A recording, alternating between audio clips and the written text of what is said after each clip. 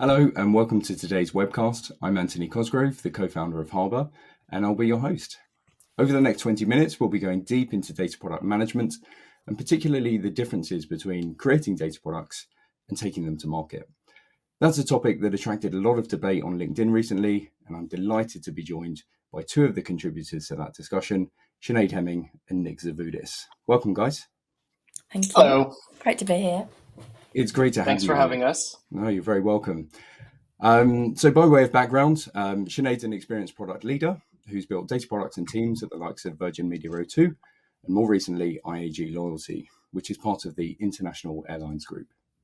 Chanade has spent more than 10 years in data product development, partnering with teams across commercial, marketing, finance and operations, and within startups, scale-up and large enterprise environments. She also has an excellent blog that I'd highly recommend, focused on people, product management and teamwork. Nick has a data and analytics background and has been a consultant and product manager for companies including PepsiCo, Sainsbury's, Lloyd's and IKEA, along with several startups and smaller companies. He's currently a data product manager at CK Delta, the data innovation company within CK Hutchison, writes regularly about data product management, and also co-hosts London's Data Product Management Meetup. So, to get going, you've both got a huge amount of experience across a range of different environments, going from an idea to a user actually getting value from a product or a data product that you've created. Chanade, if we can start with you, kind of what do you see as the critical differences between creating and manufacturing a data product and then kind of the process of taking it to market? So I guess for me, there's very distinct differences, and in terms of team involvement, it's very, very different. So if we think about creating the data products, you've obviously got involvement of the customer you're working with or the domain partner in a business, and being really clear on the why, what is the business problem, what you're trying to solve. And you've got the involvement from the product manager leading that area, but then you've also got involvement from, say, the product team, because there's no point in bringing the product team when you figured out the why and kind of the what. You need the product team there from the beginning, and in particular your colleagues, like the data lead in the team, if that's a data scientist, bringing data engineering in, and if you've got a software based product, bringing those in as well as analysts. So depending on the makeup of your team, you do want to get those people involved in the discovery side to make sure that you've got a really good rounded view, which can obviously help speed up your go to market in the end. So for me, it's like team involvement. The PM is going to be driving that really with the business domain or the customer. And if you go into the building side, that's where PM kind of steps away a bit, right? So PM should have the knowledge of what we're building, how we're building it, but it's up to the technical leads on the team to be taking control of that, running the team from a quality perspective, making things that are right. The PM's going to be there to help break down barriers, remove blockers, things like that. But it's a very different dynamic. So the PM starts to take a step back a bit. And the PM, in my mind, then is thinking about the go-to-market, is thinking about alternative use cases for the future. How do we scale it? So from the go-to-market perspective, that really for me is the PM's, it's the most important part really, because you want people to adopt and use your product. So a lot of emphasis needs to go on in the building concurrently to get to that point. So when it's ready to ship your first version, you know how you're going to take it to market, what the format of the data product is, who's going to use it. Are you going to have a small test group? And then are you going to go take some feedback from them and then go wider and scale it? So for me, very different in terms of the level of involvement from across the team in the process. Awesome.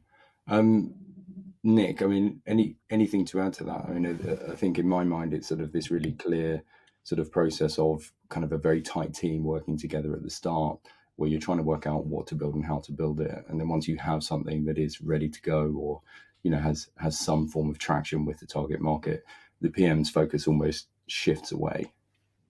Yeah, and I totally agree that where you spend most of your time does shift as you kind of mature the product and take it to market. One thing I'd say is it's a lot more murky than a kind of binary of, okay, now we're in build mode, now we're in distribute mode. Yeah. And that's partly because what you're going to build is going to depend to some extent on how you're going to distribute it. Like if I'm going to end up having to create something that's going to be just an API feeding into technical users, like Chanade said, you need to understand who your customer is. But for me, that's also about understanding the distribution channels that you're going to have. Am I going to go through a marketplace? Am I going to create interfaces? For example, how important is it to have a front-end dashboard, not so much for the user when they've bought the product, but for demo purposes because the sales team are going to need it. If you have a very technical audience, maybe you don't need it. If part of the pitch is, here's what you could do with this kind of data product, and kind of letting people imagine and bring it to life, that's where dashboards end up being the thing that you've spent a lot of time on. The actual customer doesn't use it, but it does serve an important purpose. Yeah. I think, just to add to that, Nick, I think the PM's ability to be great at storytelling and be able to bring technology to life, and even if it's through like a slide deck or, I don't know, like a electronic whiteboard, a mural or somewhere, but bringing that to life and starting to bring real world examples in, so it makes sense to like a non-technical person. And Chanade, there, are you thinking about kind of the internal engagement with different teams? Are you thinking about the external engagement with? I think both. I think getting people excited in the company. So if you've got an internally facing product, then obviously it's all about that.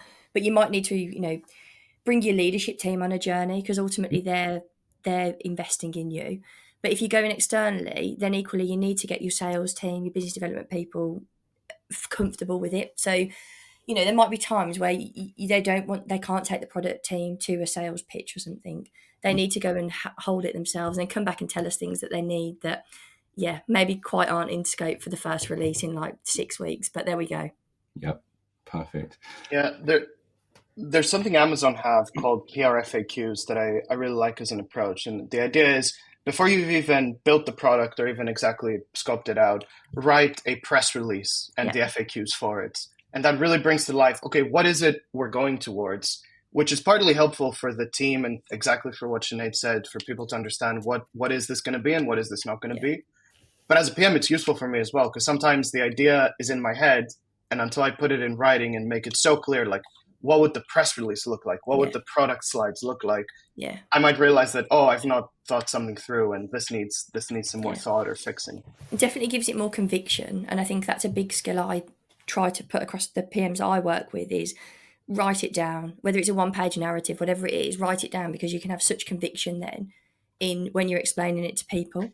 But also it helps you get things down and rationalise, because sometimes if you can't write a one-pager on it, then it's too long, it's too complicated. Yeah. And Nick, just sort of picking up on that thread around it being a little murky, right? So it's not this binary process of, okay, we've ticked the box of manufacturing our data product, now we're going to move on to tick the other box of taking it to market.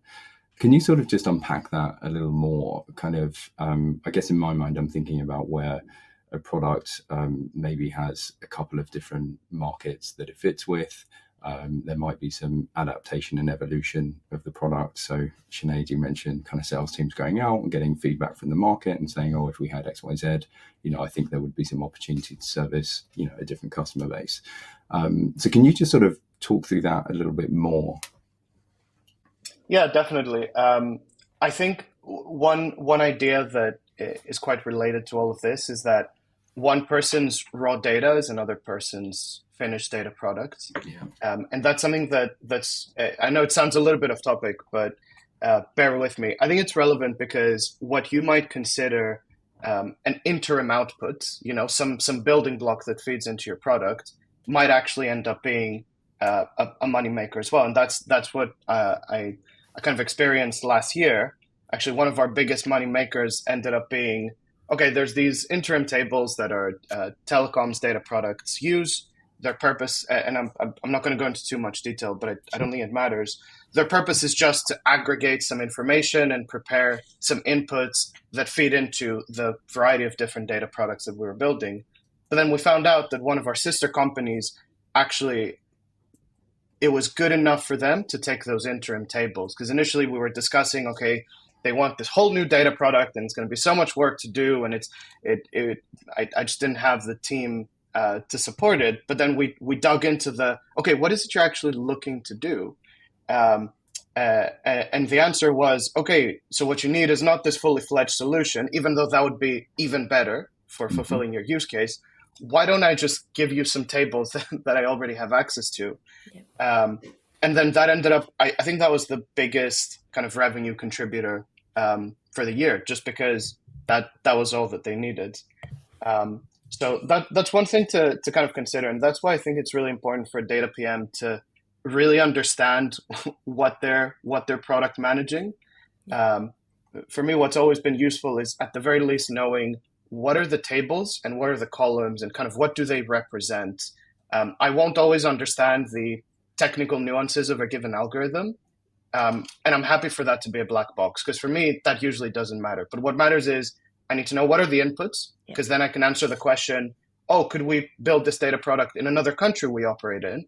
And then I'd go, well, no, because we don't have that input in that other country. And similarly, what are the outputs? Because then once you understand what that output is, what it represents, what does this piece of data tell us about the real world?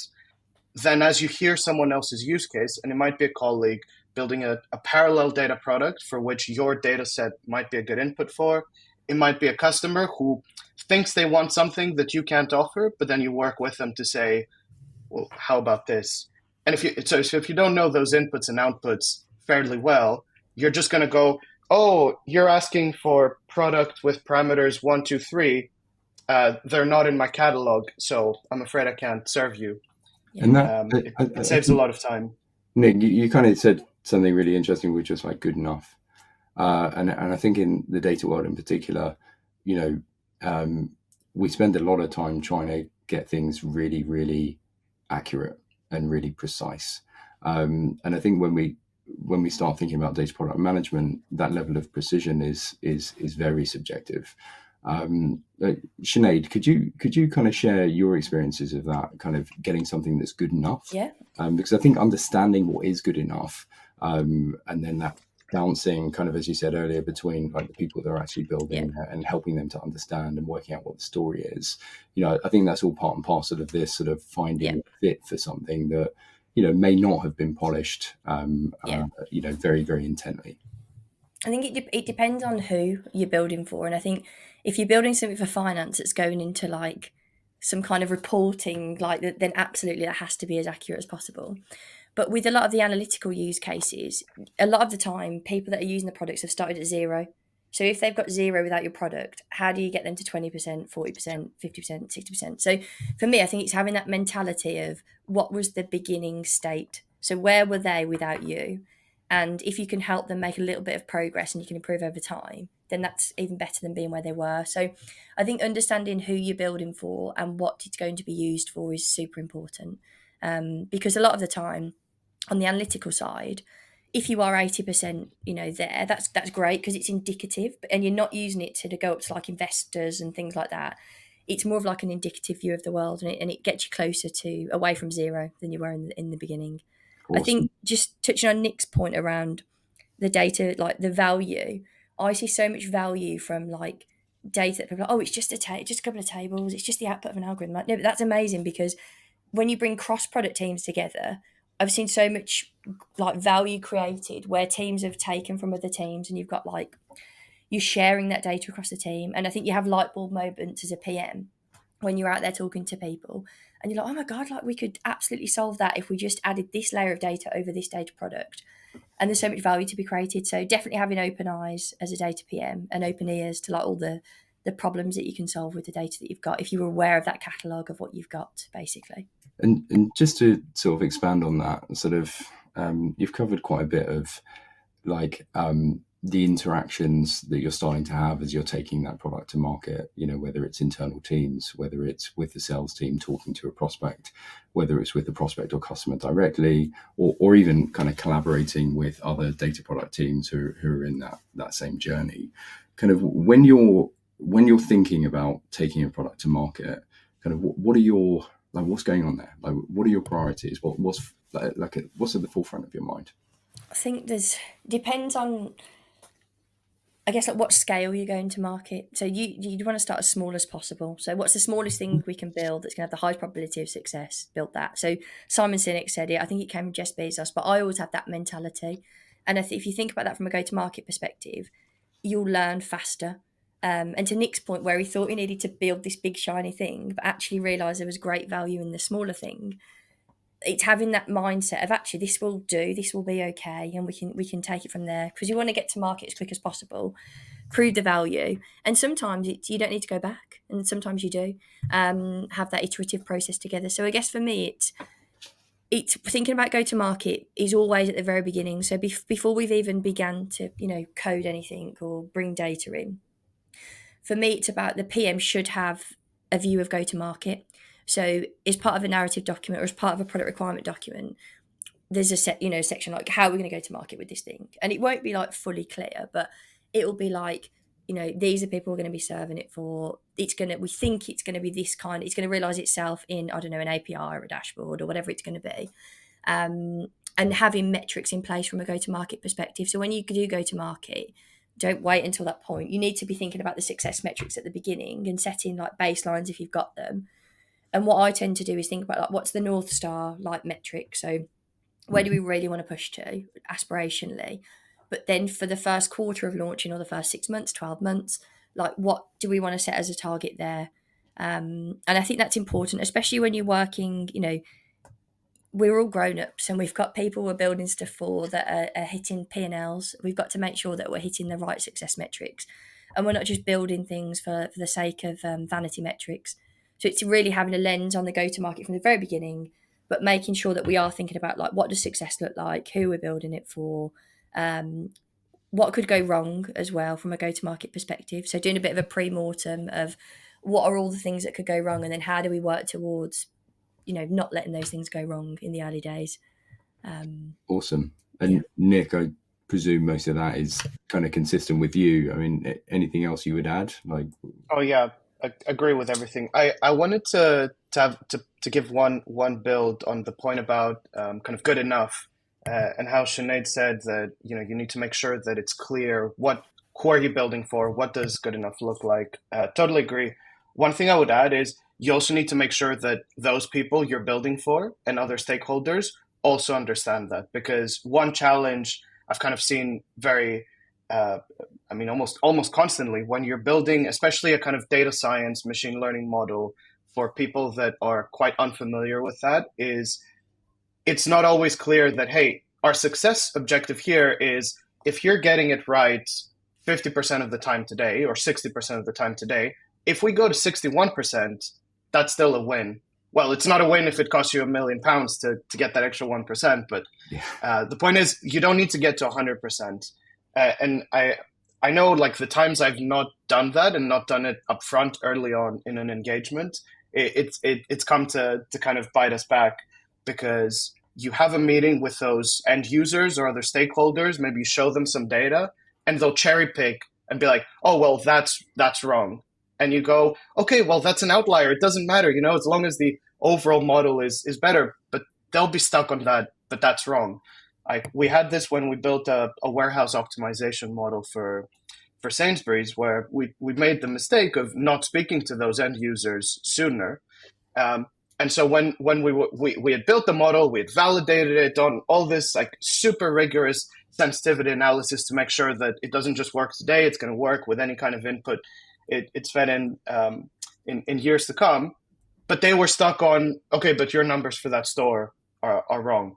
And then that added quite a few weeks of pain to us, not because the model wasn't good or because it wasn't good enough, but because we had to go through that communications campaign, basically, of education. And I have this all the time, and sometimes I forget that things I take for granted are definitely not for granted for everyone. Like the whole idea of we just want to move the needle, and it's not, we just want to improve that probability of success. Usually, those are my favorite use cases, at least. The finance type, it needs to be correct to the last cent. That scares me more. And I mean, Nick, on that point, just sort of thinking about, different users having, maybe slightly different use cases, certainly slightly different needs. So the level of precision and accuracy that they require might be different. They might be adding your data product to something they're already doing, to your point around, one person's finished product is another person's raw material.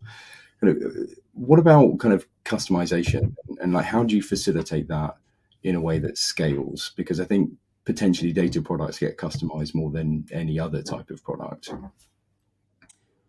Great question. And this is something that I kind of had to wrestle with both in my current job and in previous jobs, where you go in, you're told that you're going to be managing the standardized data product that we can scale to different countries, customers, whatever your kind of unit of distribution might be. And then you start working, you start peeking under the hood, and you realize, oh, okay, that scaling across different units of distribution is just a series of projects.